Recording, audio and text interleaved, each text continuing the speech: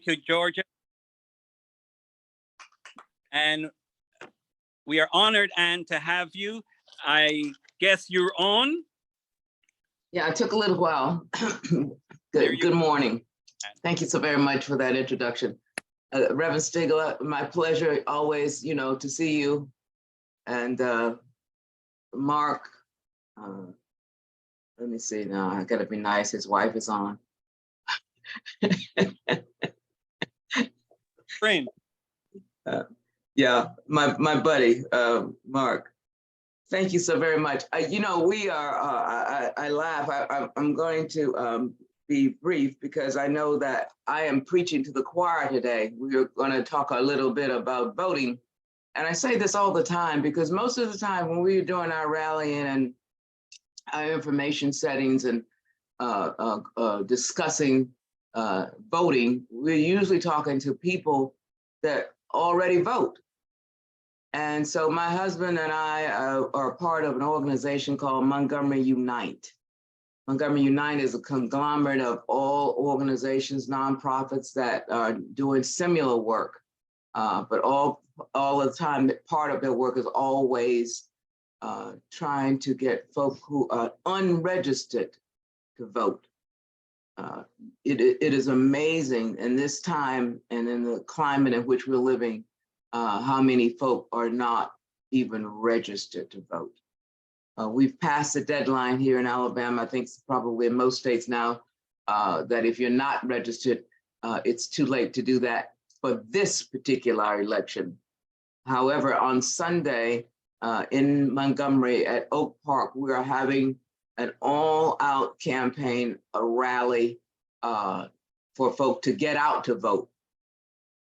And then I said to my colleagues that let's be sure that we still ask folk if they are registered, because it's never too late to register.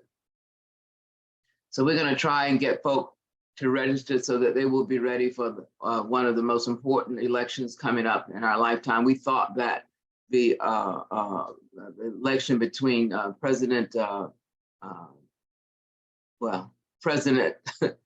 candidate Clinton and the other person, somebody called him something yesterday, but I'm going to be nice. What do they call him? Cheeto Masquerader or something like that. But nonetheless, you know who I'm talking about. But that we thought that was the most, and it was the most important one. However, we all know what the outcome was. And we've been going helter-skelter in America ever since. So our most important thing is to be sure that, of course, folk are registered, but more importantly, is that people come out to vote. And so, I was looking at, what does voting mean to you? I mean, it's more than a word. It's more than you going in and casting your ballot. Because what are the issues that are facing America today? And I say, I don't say what is facing your family, because your family, America is your family. And I think that Bill Clinton made a statement when he was introducing Rosa Parks and presenting her the Congressional Medal of Freedom Award. And he said that if this country just can become one America, we would be so much better. One America, not a divided America, as we never thought that we would see it to this extreme where people are hating each other in the same country. We're not even fighting against another country. We're fighting each other within our own country. And we are at a state that our democracy is being threatened. I mean, what is America without our democracy? So, a lot of folks say, well, maybe I will, maybe I won't, but it's not a maybe I will, maybe I won't at this point. And then we need to know what is on the ballot. Our ballots are different in all different states. Everybody has their own, there may be some that are similar, some that are same, but each state has their own legislature that goes on. and they have these amendments that are significant. So it's more than picking the right candidate. It's also looking at the right legislature. And, you know, it's always this legalese, I call it, the way that these amendments are written. And one of the things that my husband does, and he did it yesterday at a meeting, a 9th District Episcopal Church had a meeting, and he explained the amendments, broke them down so that people can hear them and understand them, rather than all of that legalese. When you get to the polls, it's a little too late to get some understanding on what they mean, because that is significant voting of those amendments. It affects the laws, it affects what we're going to abide by. One of them amendments on our, I didn't bring it in here. One of them is about in 2022 is removing the language, the slave language. In 2022, we're just now getting around to the change in the Constitution so that it doesn't have that racial language in there.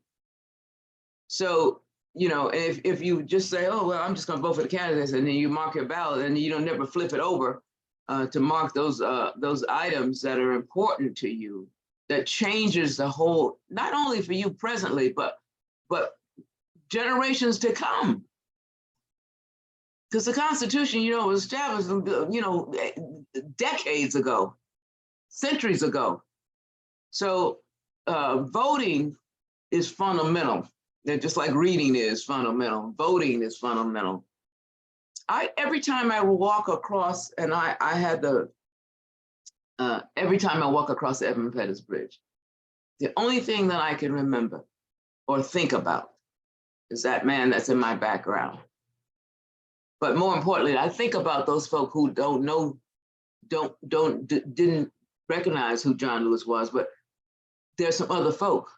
So what I was going to tell you is that I had the privilege of meeting and being in the company. Well, I didn't meet her, I've always known her, but being in the company of Joanne Bland. Reverend Cycle, I don't know if you remember Joanne. Joanne Bland and her sister Linda Lowry were actually beaten, knocked down on that bridge. Linda Lowry, I know her personally, told me that some years ago, she had a group in, and they had this film presentation, and the film presentation showed this person being kicked and hit. She said the body left the ground, and as that the camera turned, it was her she was watching, and she had never seen that footage. And, you know, for people to realize the brutality that folks suffered in 1965 on the Edmund Pettus Bridge, just for the right to vote. Well, so we just cavalier, you know, take that right for granted, that, you know, Mrs. Boynton was an attack, Amelia Boynton, who sent for Dr. King to come and help register folk to vote, thinking that perhaps Jim Clark would not attack the people because Dr. King was going to be present. He wasn't present at Bloody Sunday, but he came shortly after. And then I was reading, and I heard this woman speak some time ago, Ruby Sales. You may not know that name. But Ruby Sales was one of those young people who was also protesting. They were down in Lowndes County. Lowndes County is right next to Dallas County. Dallas County, Selma sits in Dallas County. Marion, Alabama sits in Perry County. And then you have Marion, Dallas, and then, I'm sorry, Perry, Dallas, and then Lowndes County. And a lot of folks don't place emphasis on Lowndes County, but Lowndes County, we're having the same issues as the other counties. That's where Tent City was. And I'll tell you about that in a minute, but most importantly, Ruby Sales and a group of people were doing a nonviolent protest. And the sheriffs in that county told them if they don't get out of there, they're going to shoot them. And one of the sheriffs pointed a gun at Ruby Sales. She was like 17 years old or something. Jonathan Daniels pushed her out the way and took the bullet himself and died. For voting, for registering to people to vote. He's not the only one that lost their lives. I say all the time, this thing, this voting issue is not black and white. It's humanity. It's humanity. Because Jonathan Daniel was white. James Reed was white. Robert Gratz was white, Reverend, the late, great Reverend Robert Gratz. You know, Dr. Reverend Stigler knows who I'm talking about. So it has nothing to do with black or white. Jim Swerve was white in the Freedom Riders. We have to forget that this issue that we're dealing with and the way that they're playing this game now, because they're really playing games with your lives and trying to prohibit or prevent folk from voting, redrawing the lines, gerrymandering. You know, you can't give people to water in line. These ridiculous rules that people are putting in place. That's neither black nor white. That's power. And folks they think that they're going to lose their power if if we don't keep our democracy. They think that, you know, we want you to do what we say do. We want to live like this. We want to take away, we want to take your Social Security that you worked years and years and years and years and years for. We want to not have people who have health care, but we want to take away women's rights to decide what to do with their bodies. And they always accused during that time Dr. King and Rosa Parks of being communists. What is communism? Sounds like what you're trying to do by taking away these privileges, these rights that we have. We have a right to have a healthy life. We have a right to be educated. We have a right to have a decent housing. We have a right to have clean water. Those are basic things that other countries already have. And they're just saying, I can't believe y'all don't have health insurance. It seems minor. If you have it, it's everybody does not have health insurance. And they're trying to take away Affordable Health Care Act. I told people, stop calling it the Obamacare. Call it what it is, affordable health care. Because every time people hear the name Obama, not everybody, but you know who I'm talking about. I try not to be political, but I can't help it because the world in which we live is very extremely political and too much political. And that's why we're not haven't advanced more, because we're so, you know what I thought about? I thought that this situation in which we're living now with the right and the left and the right, whichever, it's like a football team. They think it's a football game. What team is going to win? Who's going to make the touchdown? That's what we treat this like. And voting is a lot more serious than a football game. But we treat it as if it's a football game. Football is not life and death. Voting is a matter of life and death. And it's particularly for those people who are struggling to pay their bills and buy their medication. You know, so where are we in this whole situation? Why is it that we're still fighting each other of what party is what? And you don't want them to do this because of that, or, you know, to me, some of the issues are just obvious how important that they are. And it's just obvious that we need to be better.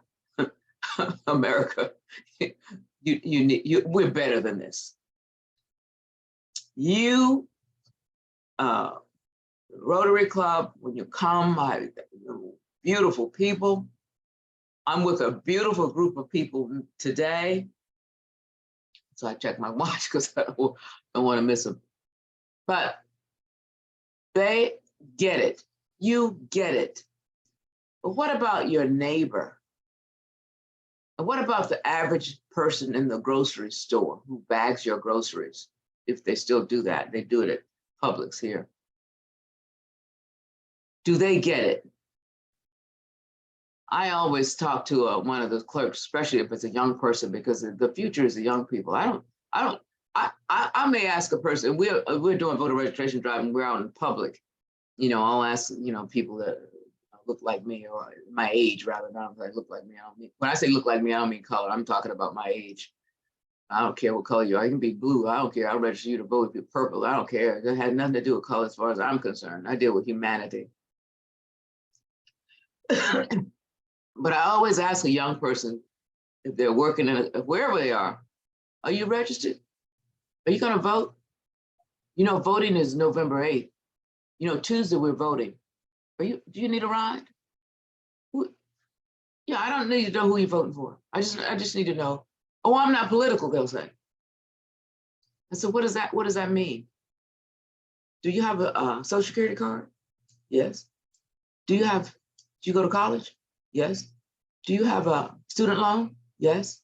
Then you're political. You don't come into this world without a social security card. When you're born, there's people at your mama's bedside saying, I need to fill these forms out, what child's name, blah, blah, blah. And then they submit all that stuff to the Social Security Administration and you are issued a number. That's political. And by the time I finish, the girl says, I'll be right back. Because I keep voter registration blanks in my car. Yeah, I'll just run get one for you. I'll be right back. But we have to educate them. We have to educate our young people. It's their generation we're fighting for. We're over, look, hey, I am 72. Hallelujah, praise the Lord. So I'm like, I'm skiing down the hill now, you know. But that generation that's going to be left, what are they going to be left with? I want it better for them. I want it to be even for them. I want it to be peaceful for them. That's all I'm about. Most of my passwords I shouldn't tell y'all, but I'll tell you anyway. Most of my passwords have, and it's in a different form you never figured out, is peace. That's all my prayers, peace. We need peace in America. And we should not be at odds because we want better for mankind. We want the best. We want people to live the best life they can. 30 seconds, Ann. And so, watch this. Vote on November 8th. Have a beautiful and wonderful day. I love you most. Have a great day. Thank you.